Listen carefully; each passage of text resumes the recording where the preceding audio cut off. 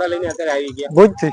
ભુજ થી? હા ભાઈ. તો કઈ રેવાલમાં તમે આ ઘોડાને અંદર ચલાવવાના હો? અડાનમાં. 2 દાંતમાં? હા.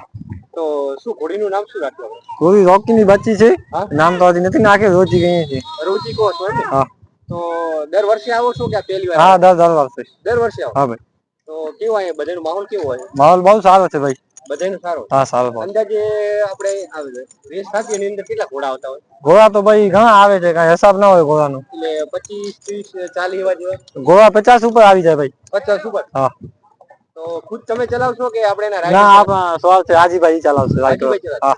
તો ખૂબ સારું લ્યો. તો ખૂબ અભિનંદન તમને, બરોબર? આજે 50 વર્ષના તમે ઘોડો લઈને તો તમને હેપી ન્યુ યર, બરોબર ને? હા, હેપી ન્યુ યર.